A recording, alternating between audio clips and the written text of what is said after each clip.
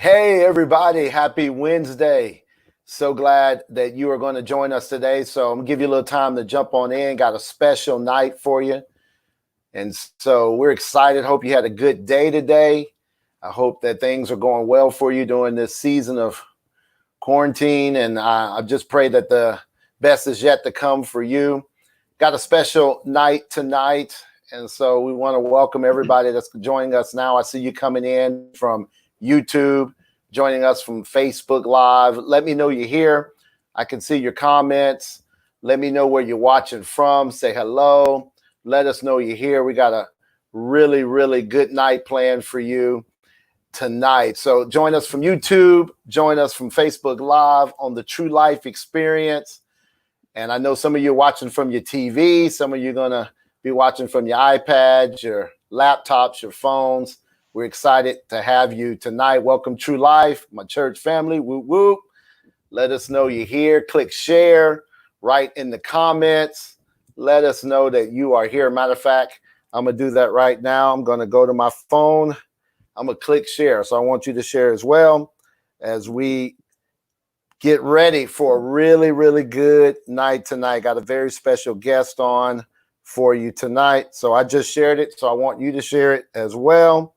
Let us know that you are here. Write it in the comments. And those of you that are watching later, you can still comment as well and click share. This is going to be good. It's going to be epic tonight. You don't want to miss tonight. So get ready, get ready, get ready. I'm going to bring on the screen with us my good friend, Principal Dwain Simmons. And before we jump into what we're going to talk about tonight, I want to give you a little background on Principal Simmons. I've known him since my days in college, back when we were 17, 18 years old. And we've been friends ever since. I'm thinking about this guy because this particular guy, man, he's my domino partner. We played dominoes together. We used to, in our dorm room and in the whole dormitory, in the men's dormitory, we had domino tournaments, and Dwayne and I would team up. And I tell you what, we used to call it the church house. We was playing in the church house, and we were undefeated in the church house. You remember these words help you remember these things, Dwayne? Absolutely, absolutely. It was rumored that there was one loss, and that was a rumor. In the church house, because I don't remember you and I losing in the church house. So no, I don't remember either. I don't either. So my domino partner, also as well. We're excited tonight. Look, we got a comment here. Somebody said here, is the church house still open? Well, it looks like it is still open. The church house is still open. And so, Dwayne, tell the people real quick before we jump into it about sometimes how we met and sometimes we had there in college and thereafter. Wow. Hey, True Life Nation, it's a pleasure to be here this afternoon with you all.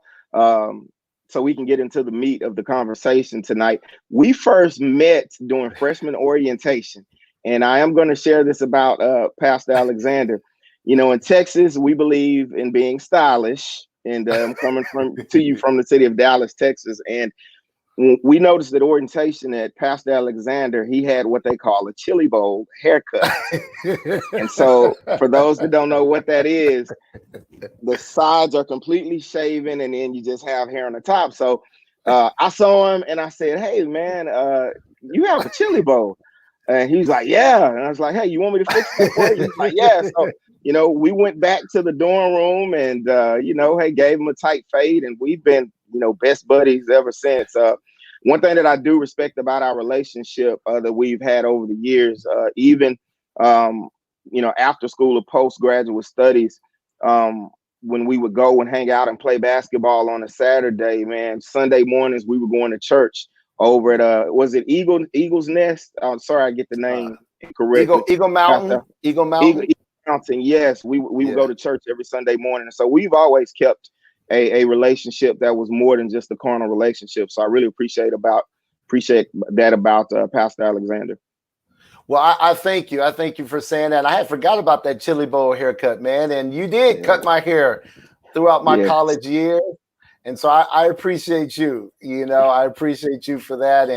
And likewise, you and I have been close ever since, and each other's weddings. And I'm really proud of you and the accomplishments that God has given you, and you have the opportunities, and you've taken advantage of these opportunities. And so I'm really proud of you, man. And let's jump into it tonight, and let us know where you're watching from, everybody. Let us know. Click the comments. I see some comments coming up now, but let us know where you're watching from. Somebody write Chili Bowl. Write Chili Bowl in the comments. So I'll let me know that you heard us. Chili Bowl in the comments. But Dwain, Principal Simmons, you are a motivated man. You're an educated man, and God has taken you places. And just recently, you've been promoted to a school that has 4,300 students, a high school. I mean, that is amazing that you oversee that type of campus and all that entails with having 4,300 kids and faculty and staff and sports and everything from top to bottom. And you're also an associate pastor at your church.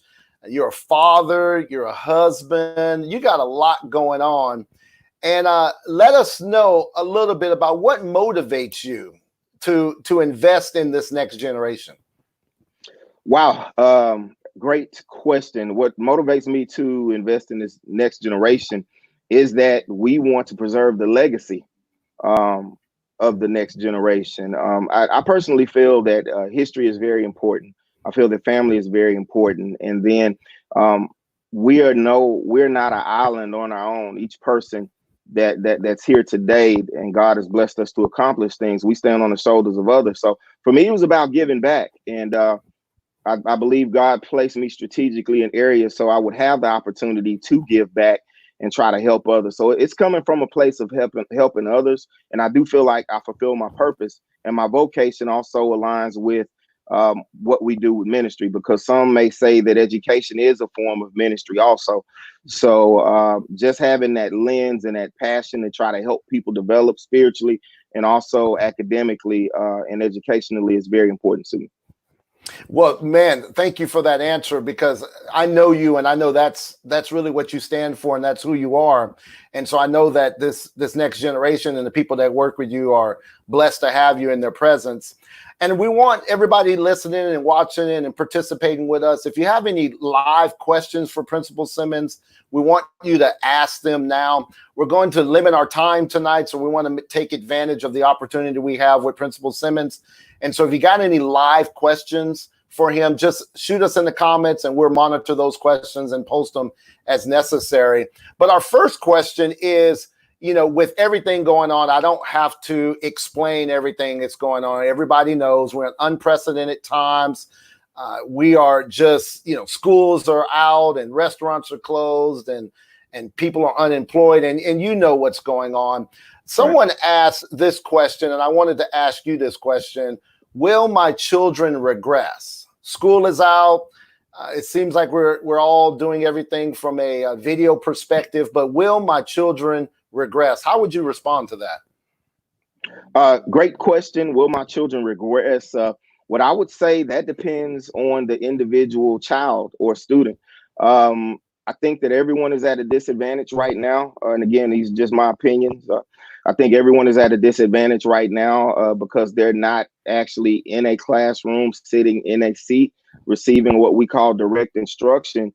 But however, one benefit of, I would say, if there was a benefit or the positivity or cloud behind the silver lining behind the cloud with this COVID-19, is that it really has allowed families to reconnect with their children educationally, even more so. And I'll give you an example. My daughter, she's in the 8th grade and she takes algebra. And in Texas, you take algebra in the 9th grade. And so during this whole pandemic, I've actually had the opportunity to sit with her and, we taught each other algebra.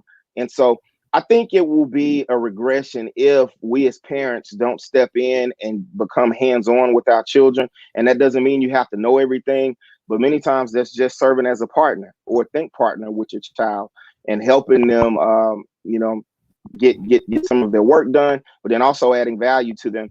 Yeah, there are several apps that parents can log on to help students if you're worrying about your child closing the gaps. Now, Khan Academy is a great national resource, and you can Google almost any educational topic, and they have great videos and exemplars that students and parents can use and learn from. And then apps, ABC 123 on the phone for the elementary school kids. There's just a wealth of knowledge that my generation and previous generations probably didn't have. So I would say take advantage of that to slow or retard the regression. But please understand, in my opinion, everyone is being affected by this. So it's not like we have a population group that is getting a leg up or a head start on the other. We all are suffering from this. But again, I think it's a time that we invest in our children and use that quality time as a family to help close that gap.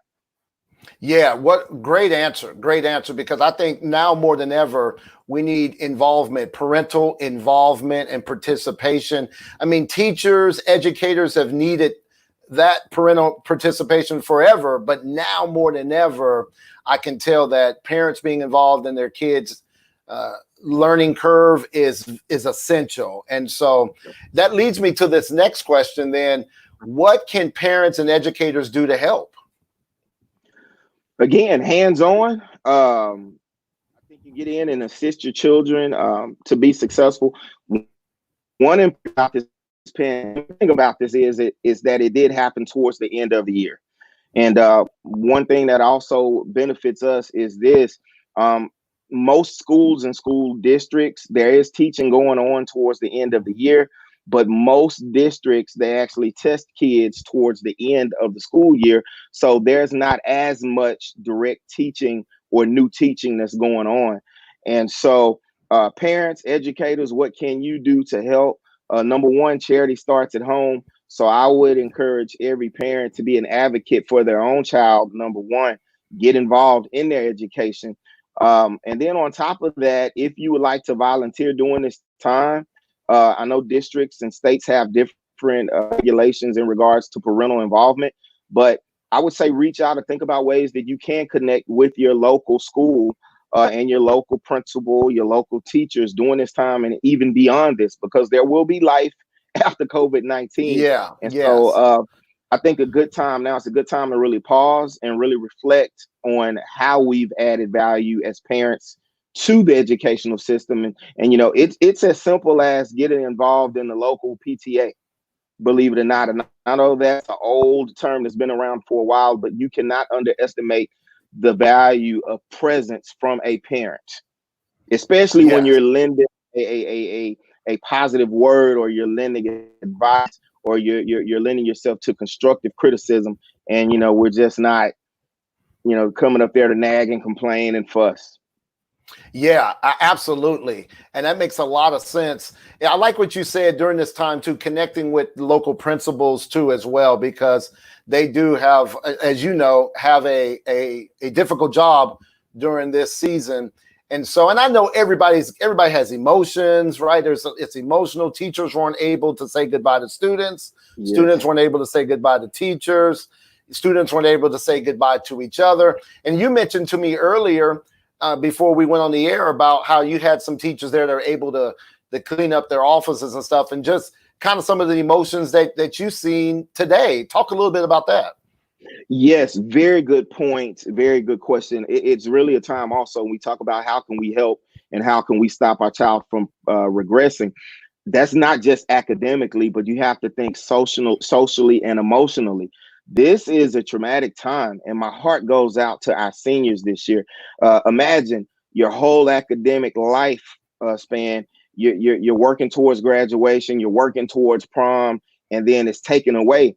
It is a traumatic experience. So I think it's very important for our parents to know that students, which are our children, they do have voices. And it's important for us to listen and create spaces, safe spaces, where we can listen to them. Many times we dismiss kids and their opinion, or we tell them, hey, tough it up, or we think that they don't have an opinion. But children are fragile. especially mentally. Even kids that, are students as they progress and they get into, their later adolescent years and even getting ready for college.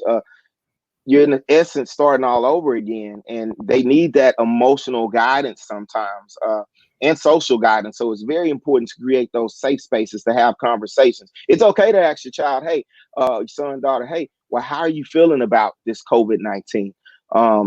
Just talk to me, take them out. And it doesn't have to be anything major, but if McDonald's is open, I'm an advocate for going and getting a 50-cent ice cream cone or something, and just have a fluid conversation with your kids about how they feel. You would be amazed at how far that will go in terms of adding emotional and social health to your children during this pandemic time. I think that's great. I really do, because I think as parents, we're so busy. We're providing, we're husbands, we're wives, we're cooking, we're cleaning, we're trying to maintain order and structure, and we forget that children have feelings too. And and students and kids can also have bad days. We forget that too. I mean, today could be a bad day because we have bad days as well. So we have to remember that. And I think that communication, what you're talking about as well. Here's a good question that came from YouTube. This question says, with COVID-19 changing on the learning curve, do you think we should get away from standardized testing? Wow. Great question.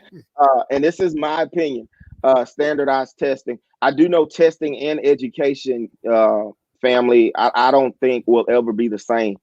I do think that states should make some type of adjustment to COVID-19 that look like and the impact that testing remember, it's just not about students right now, but let's just say there is some type of regression in gaps and students did miss the last 2 or 3 months of instruction. How do you read that? Is it fair to assess students even next year from a gap that they may potentially have? So I do know in Texas, our commissioner actually stayed the state requirements right now in terms of standardized testing for this year. We do not know what that looks like beyond. In terms of standardized testing, I'm in favor of standardized testing to a degree, but I do think it should be overhauled, in my opinion. That's a whole separate conversation. And what I mean by overhaul, I really think we should reconsider the targets and the purpose behind standardized testing and encompass it to where it really encompasses every student. And with a college and career ready focus, if that makes sense. Or in other words, we shouldn't assess students, in my opinion, solely with the purpose of launching everyone into college. I do think we ought to have a more robust standardized testing system so that we assess student strengths across all gambits, college readiness, career readiness, and then we help place them in particular careers or track them to college if needed. So again, I do believe that there should be some type of adjustment during this and even beyond.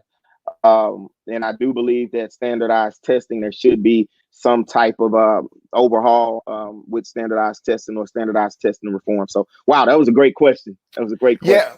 Yeah, great question, Steve Holley. Great question. Thank you, Principal Simmons. That was a great answer where that question was concerned. So thank you for that. We got another question, and it looks like this question is from Jeff Garrett, our first responder.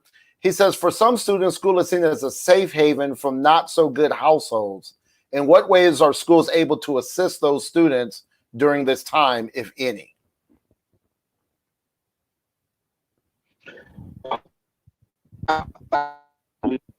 And there's a study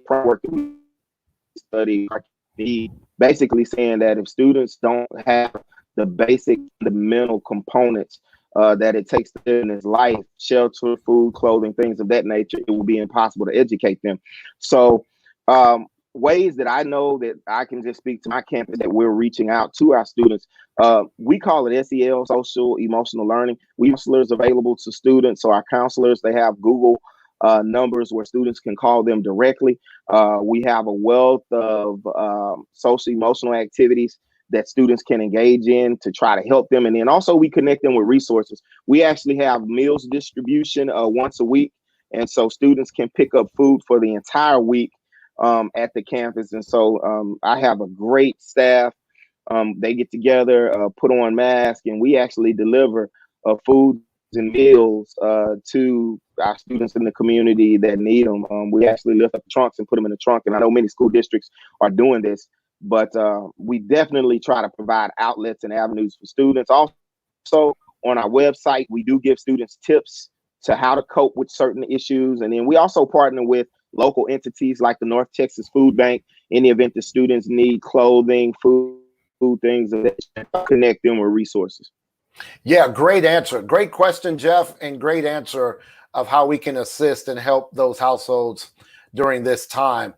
Another thing that I was thinking through, and Stacey and I were talking about this early today in anticipation with this interview, is what do you think towards the end of the year and coming into the beginning of the school year, will there be, what kind of changes do you think will take place in terms of starting in the fall? Will there be any critical changes, or would it be business as usual?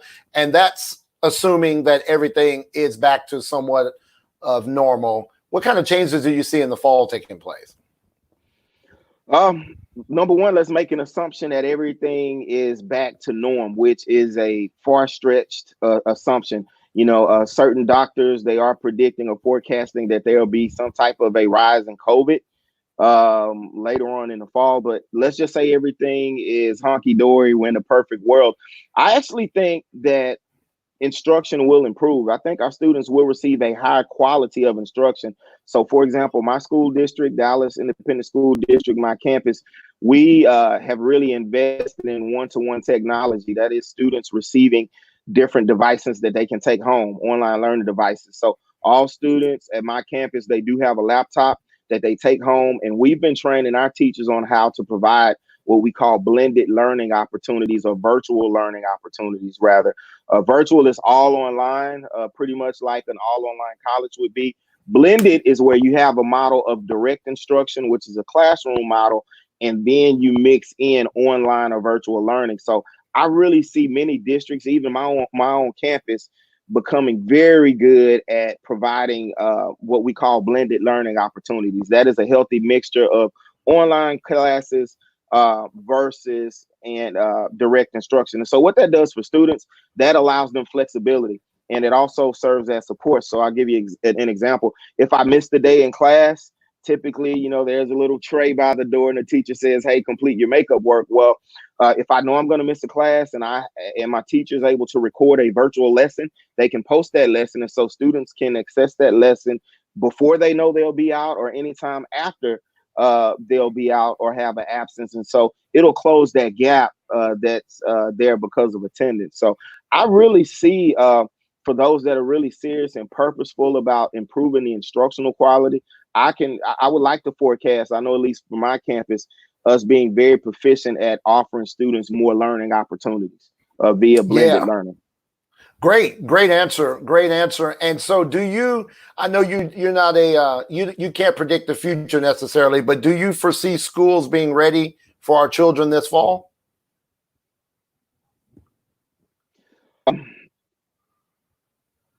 Even if the economy opens back up and everything opens up back, it's normal. Children are our prized commodity. In my opinion, they are our number one asset as parents, as church leaders, and Christ even he tells us, we beckon the children to come to me, and forbid them not, because such is the kingdom of heaven, man. So children are important, and so with that being said, I absolutely would not want to put kids in harm's way. And I think about elementary campuses where, it's very easy for kids to get sick. And historically, most students that are sick or ill, they get ill or sick in elementary campuses. I hope that we don't put students in situations that they're returning in unsafe conditions. But it is going to be a reality. Again, to the degree that COVID will subside once we begin school back, I have no idea. I do know that there are districts across the nation that are talking about not even beginning school in the regular face-to-face format once we begin. So all of these, decisions are to be determined, but I do not believe in putting students in harm's way. I love my kids. I love students. I want to see them back, but I do not want to put them in harm's way. I do know many school districts also, they are engaging in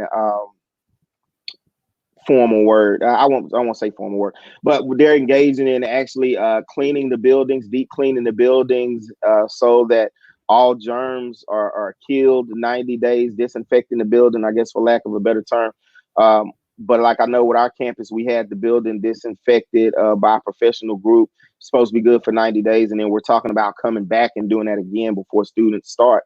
But we don't want students in unsafe situations. So if they're going to be safe, I'm all for it. But if there's a possibility that students are going to be affected and they're going to become ill and possibly contract COVID and have medical issues, then I think we should err on the side of caution.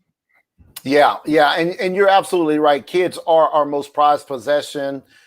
We love our kids. We're called to protect our children, to watch over them, and make sure that they are doing well. So I do see what you're saying there. Switching gears, there's a good question here that Tim asked. He said, do you believe biblical teaching in school system would help students handle emergencies of this nature?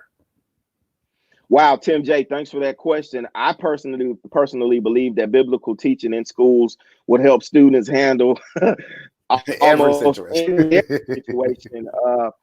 So, in most districts now, you can't mention God or things of that nature. And, there are court cases that you all can study that talks about freedom of speech and freedom of religion. But wherever we can give kids spiritual guidance, because we want to address the whole student, not just academically, we try to do so. And we try to do so without per se naming kids or naming God per se, because we can't do that. But many of our mentorship groups and partnerships we have, they are with local churches. So it's perfectly okay to, if a pastor or church, if they have an event coming up or they want to feed the basketball team or have a mentorship group where they stop by, or a men's group stop by and they mentor a group of kids, one day out of a week or something, that is perfectly fine. And we encourage that. So we do try to find ways around the law to get our kids spiritual support, because they need it. They need it.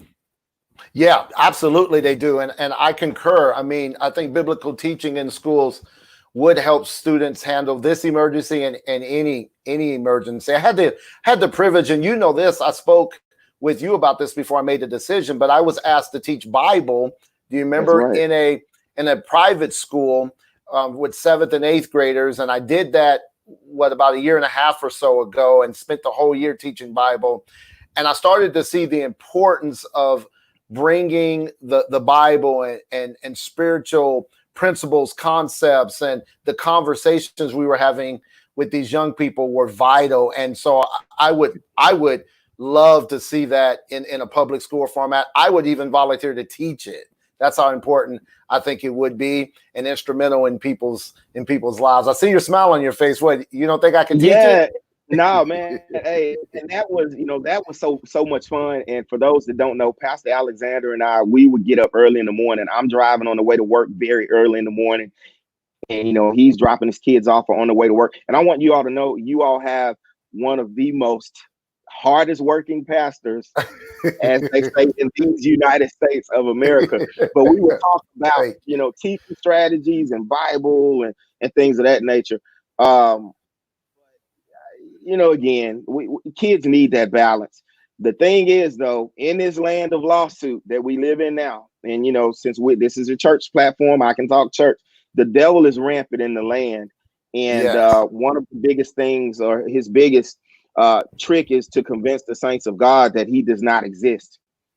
And so That's we right. want us to That's right. move around and live casually. So with that being said, it's amazing. People will actually sue, and they have sued, because they feel like teaching God, since it's not their religion, is a violation of their rights. And so that really led to the whole elimination of God, or any type of religion being promoted in schools. And so I just wanted to slip that in. I thought that was very interesting, and to get in behind the whys. Many of you all probably already knew that, but I just wanted to share that again. Many of those, or there's a group out there that does not like God or religion, and they find it offensive that we're mentioning Jesus Christ or God, and so they have sued. And so the Supreme Court did set precedents to have religion as not a part of school. So just wanted to share Yeah. that. Yeah, good response there. And thank you, Natasha. Yes, we have the best pastor. I appreciate his hard work. I appreciate you. Thank you for saying that. Thank you, Dwayne. Do you think a question popped up here as I'm going through the comments here? Do you think, and this hypothetical, you don't know, but do you think teachers would try to strike in this upcoming school year because we know the importance of now having our children in a learning environment versus being at home all day trying to play the iPad? You mean like strike if they had to return back to work? Strike as if we need more money. Oh, wow. Because we see a great need. There's a great need. Yeah, I do know that many across the nation, many states and districts, they are trying to find ways to reward teachers even more so. I do know in Dallas, we've revisited the pay scale for teachers. And y'all, teaching is the most important profession there is, of course, outside of ministry, because the doctors, the lawyers, policemen, firefighters, they have to be taught by someone. But, salaries are in it first relative to the work. Teachers absolutely should be paid more. And I don't know, many teachers are selfless. And if you want a good story to read in terms of striking and teachers, demanding more pay, Oklahoma and Oklahoma City, that's a good study to Google. You can Google Oklahoma City teachers or Oklahoma City teacher strike. They were underpaid for a very long time, but that is a jaded topic also, because many districts are paid by what they call, like in Texas, what we call ad valorem taxes. And that is, they get paid or they receive funds based on the tax base. And so more affluent properties, they are able to charge more money, so their schools have more money. And so state has provisions in place to try to level that somewhat. But I would hope that teachers would not strike when students are on the line. But I do understand the right to try to demand more money. But I do think across the nation, districts and states are recognizing that we do need to reward our teachers more and pay them more, because it is a noble profession and it's very important. Absolutely. And I think we're seeing that now more than ever. And I'm blessed to see that my kids' teachers are reaching out to my kids. They're writing letters to them. Yeah. They're doing some intentional things to make sure our kids know that they love them, they care about them, and that blesses me. I mean, I don't think I would have been able to see that under any other circumstance. And so that's been encouraging to a parent of 4 kids. So that's good. Hey, everybody out there, we got time for a couple of more questions. We want to be respectful of our time. We got a time for a couple more questions. I do want you guys to know that Dwain, Principal Simmons, he probably don't want me to tell you this, but he actually is the reigning Principal of the Year in his county, which is one of the largest counties in the state of Texas. So we have the reigning Principal of the Year with us tonight. And so he is very accomplished, very credentialed, and I'm proud of him. I'm proud to call him a friend. And with that being said, the next question here is there a certain amount of time we need to dedicate to learning while our children are out each day? If so, how does it vary with age? Wow, great question, Miss Holloway.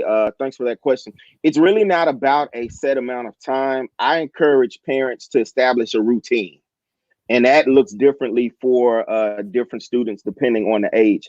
They want to set up a routine just like we do in college, practice good study habits, or you do in high school, good study habits. So if I had to give like an ideal recommended time, if you're just studying, try not to have kids studying, no more than an hour and a half to 2 hours, because that's a lot. And you don't really want to have them sit down in one setting if you're just going to have them study, study, study. But let me go back to my original statement. You want to develop routines based on your child's learning style. And you have to spend time with them to know their learning style. So for some students, following the regular school routine works. They'll spend time and they'll go to their first period class at the allotted time, second period, third period, and follow the normal school day. Some students whose schedule will not allow, they block out time. So they say, hey, I'm going to work for these 2 hours on math and science, and then I'm going to take a hard break for about 2 hours, and then I'll come back and finish English the final 2 hours. So there are laundry loads of different schedules. I think the important thing is just to ensure, Ms. Holloway, that you have a routine, whatever that looks like, and be consistent so that kids get into a groove. So, for example, my son, my wife and I, we have 2 children. He's in the 3rd grade. And so every day we allow him to sleep in a little later, but every day at around 10 o'clock, he gets up and he logs on to Google Classroom that we've created. He checks in with his teachers, and he generally works from about 10 to 12:30, and he takes a long break. He may jump back on for about 30 minutes to an hour in the PM, and then, you know, he's done for the day. My daughter that I spoke about earlier, she's different. She is a beast. She likes to knock out all of her assignments in one day, so she's done. And she's a good scholar, so she'll log in and knock out everything in one day. So again, it depends on the individual, on your child. I would emphasize the routine versus time spent. Yeah, absolutely. And looks like Lakeisha did say, yes, consistency is definitely important. And in consistency lies the power, right? If a water drop were to drop in the same, or if a drop of water were to drop in the same spot every time, it would put a dent in the concrete. And the difference of that is not the power of the drop, it's the consistency of the drop. And so consistency is so very important. It's that consistency that the power lies in for change to take place. So yes, I agree. And we endeavor with our kids too to have some form of consistency. Stacey does a great job with that as well. And because I think they need to have some form of, some pattern, some standards to go ahead. Yeah, go ahead. No, and I just wanted to add this too, especially with the elementary students and even middle school. You can trick your kids into learning also. Games are fun, apps are fun. A lot of times they might not even know that they're learning. And I'll give you an example. The game of dominoes, that's a math game that you can teach kids to play. But apps and games, it's very ironic. One thing that I will say, God has really blessed us, my wife and I. We have great children. But I know we were very intentional about purchasing educational tools for them when they were younger. We didn't go out and try to buy them a laundry load of materialistic things like, a lot of shoes and name brand clothing, but we invested in things like Leapfrog, educational games that they could play. And we tricked them into learning because they were like, learning to count with Elmo and, doing math with the count Sesame Street, and they didn't even know it. And so you can trick your younger kids into learning. So I would advise everyone to take advantage of that also. Again, apps, tablets, games, even direct games where students are counting, just ways that they can have fun and you're reinforcing skills that they won't even know that you're reinforcing. Man, that's really good advice. That really is good. And I want the people to know there as well as your wife is a principal as well, right? Yeah, we both, man, again, God has blessed us. I've been working, since we graduated, man, with Dallas ISD since May of 1999. And she and I met, we both were coaches and athletic coaches. And I was a former athletic director. She was a volleyball coach. And so we met each other at a couple of games, and man, just took off from there. And God tracked me into administration. And she's also in administration. She's an assistant principal at a high performing elementary school over in Dallas also. So. Yeah, so I mean, the Simmons are educators first. I respect that about you guys. I respect about what you're endeavoring to do, making this imprint in the next generation and leaving a mark that, that can't be erased. And I'm thankful for you guys. Thank you for your service.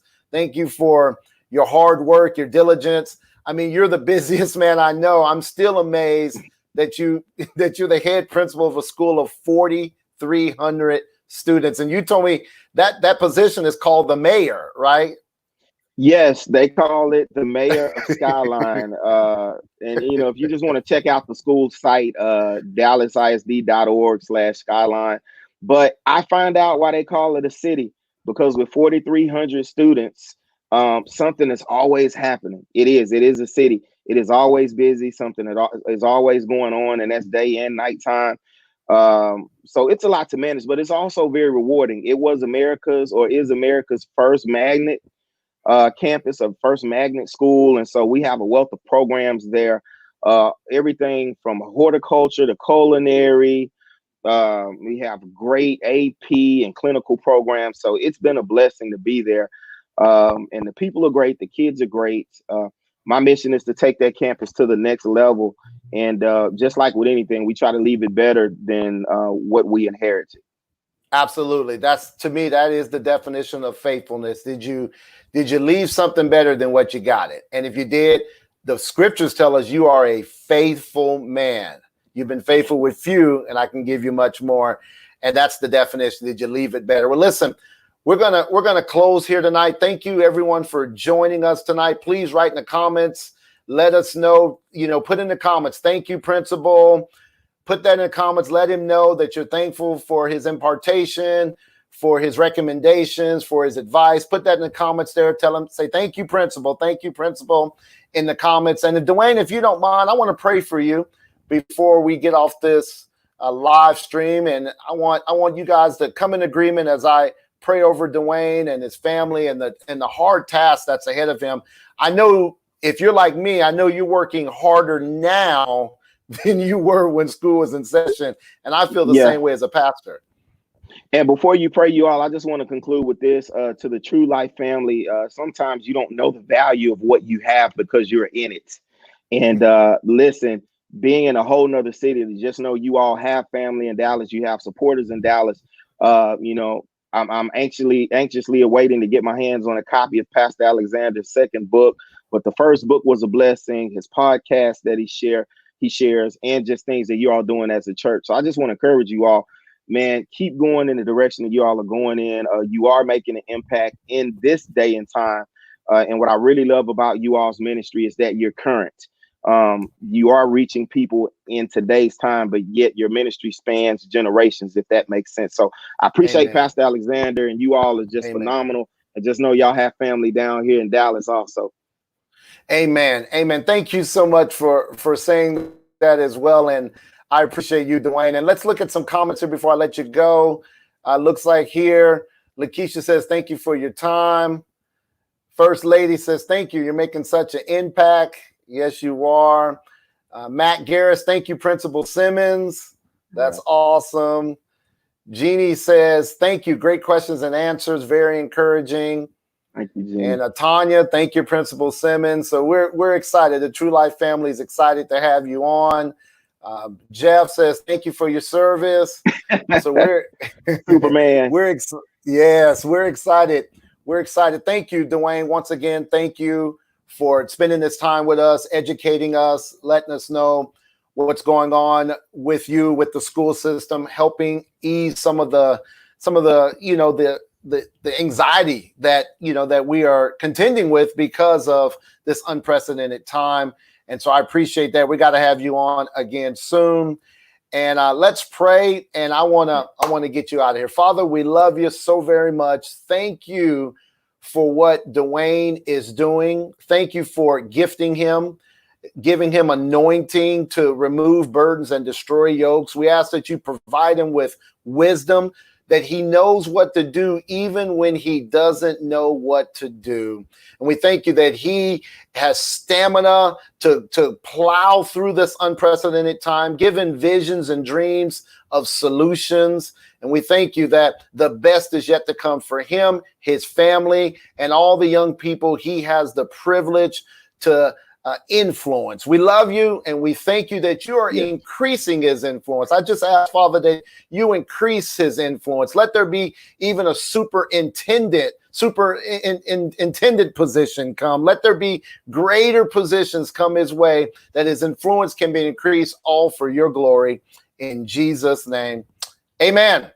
Amen. Amen. Looks like Brother Tim says, thank you, sir, for your insight. Tim J, thank you.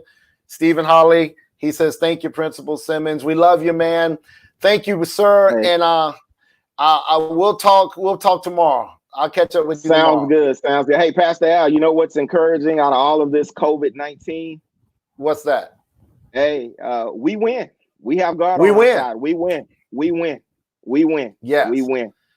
Yes, hey, I enjoyed you all. Thank you all so much. Thank you, sir. God bless you, man. God bless you all. All right, bye-bye.